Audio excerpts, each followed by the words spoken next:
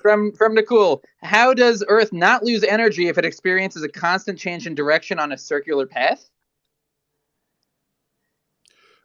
So because there's a constant force acting on it.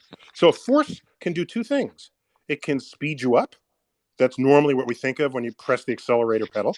But a force will also change your direction of motion. It can do both things. So Earth is in such an orbit, if it's a near perfect circular orbit, where all the force that the sun is imparting on it is going into changing its direction of motion rather than speeding it up or slowing it down, because you can put a retarding force on something as well. So that's why. And there's nothing blocking the Earth, impeding its movement. So Aristotle got it completely wrong when he said things in motion tend to come to rest. No, things in motion tend to stay in motion unless acted on by an outside force, and that is Isaac Newton's one of his three laws of motion. So yeah, in space you can move forever. Forever. And why are we slowing down in our rotation? Because the moon is tugging on us. You know, the tides, you sit at a beach and you see the tides come in and out. That's not what's actually happening. What's happening is you are rotating into a pre-existing tidal bulge in space caused by the moon.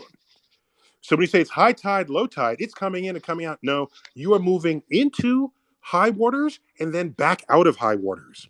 Now, because you are going through the tide that the moon established for you, the friction between the water and the ocean floor and the beach, the beachscape, creates friction against the rotation of the Earth. And we are slowing down, and every now and we've had to add 24 leap seconds since 1972 just to account for this very fact. And one day, when the moon succeeds completely, we will only show one face of the Earth to the moon, the way the moon today only shows one face to us. We slowed down the rotation of the moon effectively, very effectively, in the early relationship between the Earth and the moon. So that's why there's a near side of the moon and a far side of the moon. You've never seen the far side, except through photos taken by astronauts. One day, we will each show each other's face, and that'll what's called a double tidal lock. And I used to wrestle, and I invented a wrestling move called the double tidal lock. Just thought I'd tell you.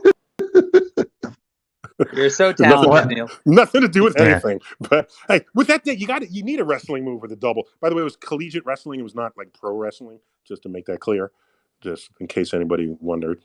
That's what that is. We've all seen the pictures, Neil. No, I don't know. Yes, we get the wonderful picture of you in a singlet out of, actually. I still sleep with that. I still sleep with that. Man.